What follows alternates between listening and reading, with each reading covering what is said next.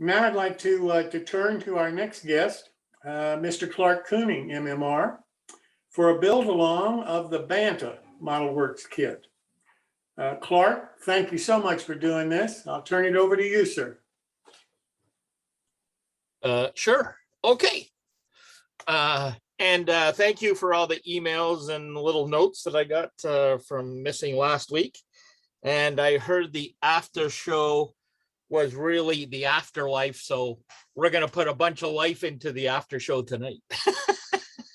All right, let's go to screen share. Woohoo.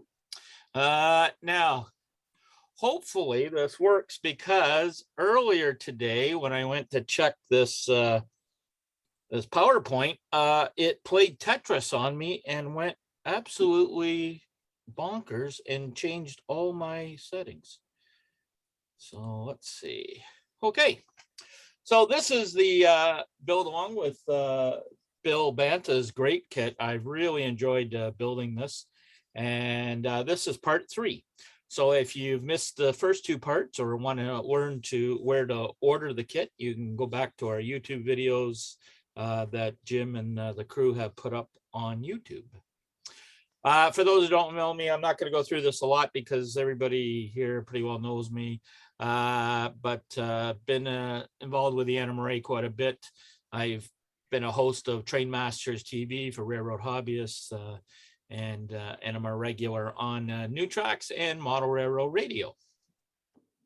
I live way up here in Northern Ontario, Canada, on the top of Lake Huron, and we really don't have that much snow.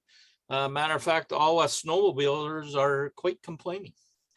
So what's the build? Woohoo! It's the warehouse. This is the build I'm doing in HO, but it is available in HOS, O, and GNF. So this is a slightly different model than a lot of people think of a laser kit. It's got a base to it. So you build up the base, which in this case is made out of MDF and some plywood. And then you put overlays onto the base, and you build this beautiful looking model. So where were we? Oh, yes. So in step 3 of this, we've assembled the building basically. And one of the things, following sort of more or less the directions, we're going to add the loading dock supports, which actually go underneath. And you'll find them in one of the bags. It's just basically strip wood. I pre-stained them with some Hunterline driftwood stain. And then per instructions, I cut them and added them along with the registration marks. The registration marks are actually engraved into the foundation or into the wood.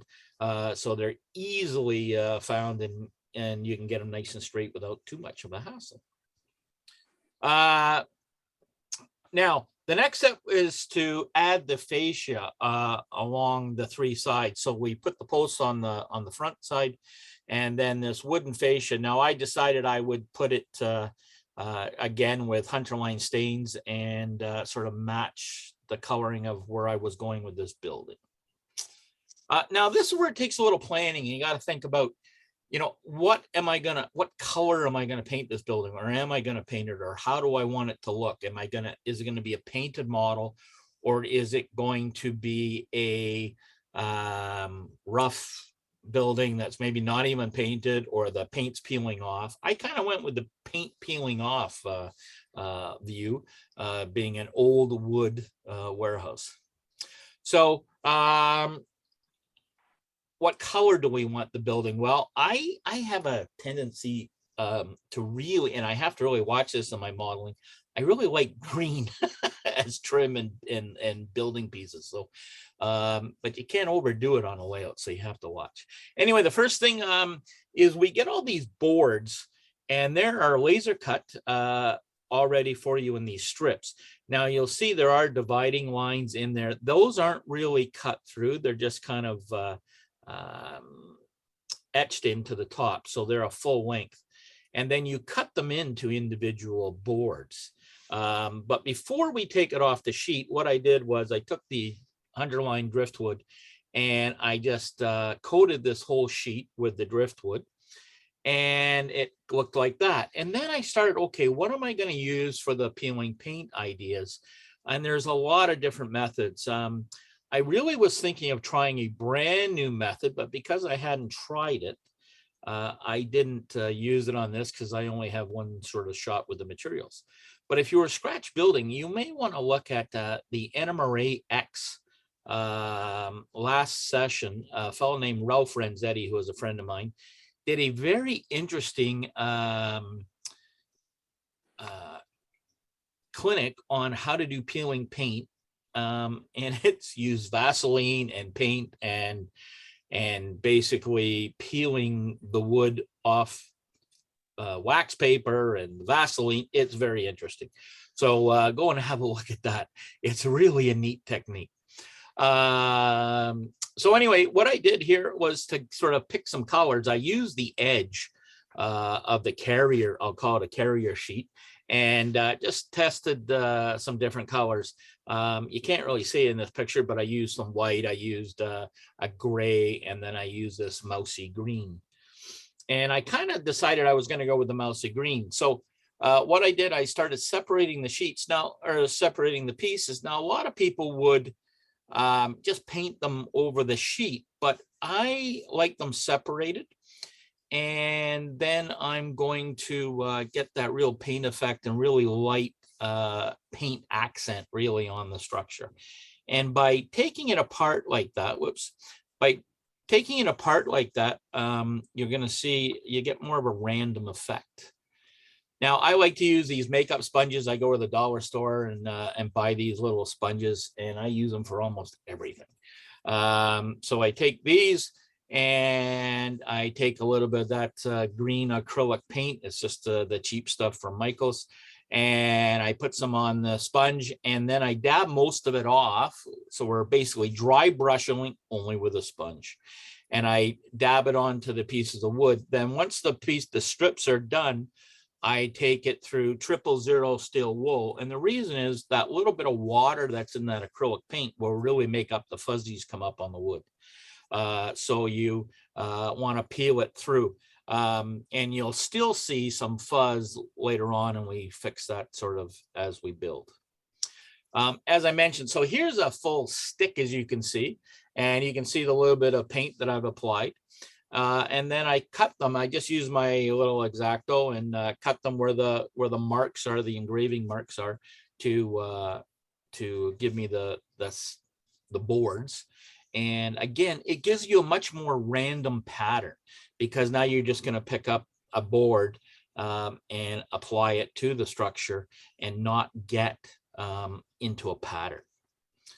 Now, I had previously said, we put the roof on, and I put the roof on again just to see where it's going to match up and where I have to watch for when I apply the boards, that it's not going to interfere with the roof and other things.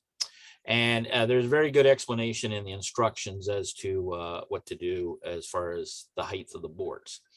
So on the side here, this is really on the gable end. We're just going to start. I just applied some yellow glue and started applying the boards. Now, you'll notice I'm using that registration mark that's sort of right in the middle as my guide. I don't care if they're hanging down past the end, but I want them straight along the top, and you're going to see a little bit later why and further along into the build. But having them come down, all boards, it's a rough warehouse type of thing. It's not perfect. Having them uneven at the bottom looks great. Now, to ensure that they're nice and square, I took my little square every once in a while and just made sure I was straight up and down, because there's nothing worse than having crooked boards on a building. It really jumps out at you. So now as you come to the edge, you've got a little bit of wall left and not a lot or you got a big board and very little wall, but that's okay. We're just going to glue it right on, and you can see it's now come past the edge of the wall, and we just leave it. So as it dries, and I mean really dries, we're just going to take a knife and trim off the excess so it's even with the side now. And here's the bottom end complete on the first level. You can see how the boards are nice and straight, and you get that real random look of the paint. Okay, so to start the upper section, now you want the boards to line up. So on the registration mark, sort of on the inside, you'll see it there. I started there and worked my way out and then across the sort of upper part of the gable end, and it worked out fine, nice and straight, and no problems. Now, when you get to the windows and the doors, and we're going to talk about this as we go, you kind of want to go around the doors and windows. You don't want to use that excess material over them because you're just going to cut them out anyway. So I just, as I cut off some of the lengths, I just stuck them back on, and you can see that's why there's an angle on some of them. And you just fill in around the window. That line, that deviation line, sort of right in the middle, whoops, that you see, did I go back one? Yeah, I did. That middle line is going to be covered up by a piece of trim later on, so you won't even see that that space. Now, from the inside of the view, you can see some of the board is actually covered in the window. That's not a problem. What we want to do now is take a knife. Oops, there should be a, see, there we go. There's one there. There should be a knife in there. We're going to clean out that with a sharp X-Acto blade, and then we're going to sand them to fit, just following the MDF inside main piece as our guide to the size. Now, the front wall, you have to watch. We have those gaps that you see above the doors. And what that is, those slots are for the dock shed or the dock roof to go in. So we have to be aware of that. If we go the boards past that, they're going to interfere with that. So per the instructions, you just want to take a pencil line right at the bottom of those slots, draw a pencil line straight across, and that becomes the height of those front boards. Okay. Now you can see here, well, I'm just checking. I got a couple boards in there, but I am checking to see that that roof does not, or the boards don't interfere with the roof. So they don't. So, okay, woohoo. So I'm going to just continue on. Now, being it's under the roof a little bit, you can concentrate a little bit when you're picking your boards of more paint, because the porch roof or the dock roof will be covering some of those boards. It won't weather the same as sort of the sides and the ends. Now, I just used a chopper to cut these pieces off. Now you want to make sure you keep those little pieces. And the reason is we have to fill them, use them for fill around some of the bigger doors and stuff where there's just a small piece. Okay, so don't throw them out, keep them. Here's the back being done. And you can see I've gone pretty well across the back, same thing. I just went around the door. I put those little pieces in. If they're longer, no problem. Now, you'll also notice that there is a very slight gap in here. You'll see the registration mark going across the top.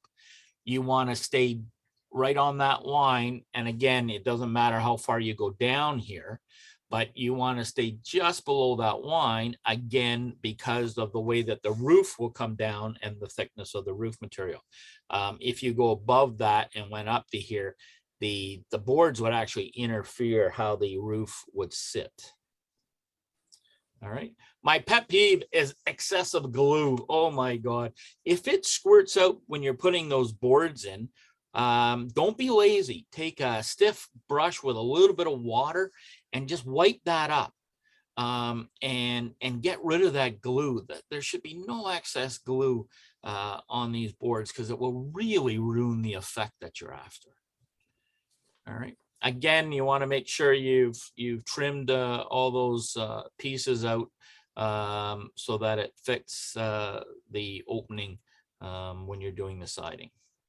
And again, I ensure that all the boards are vertical, checking with my square. All right. And just like the end windows, what we did, all the doors and windows in the warehouse doors, when you fill them in, will need to be cleaned out. Again, use your sharp X-Acto knife and remove all those pieces. Okay. As I said, don't be worried that you filled in some of that window. That's fine. We're going to remove it, as I said, with either a little sanding stick or your X-Acto knife. Now, remember what I said about the fuzz. The fuzz will still sort of show up, even when especially if you've washed some of that wood with a little bit of water to get any glue off. Now, if you've also got some glue on there and it looks a little shiny, you're going to take that 000 steel wool and just gently go over all the boards and remove any fuzz and any excess glue that we may have missed. And it will also take off any shine. If you spread the glue really thin, you'll get that little bit of shine, which is glue. All right, so again, just go around, do the whole kit, and we should be pretty good. So once your homework is to be finished this week is applying all the boards around the outside. And then you can relax. Stay tuned for next week's clinic in windows, doors, and other stuff. Answering to these questions, modeling questions, and much more next week. Hey, Happy New Year, everybody.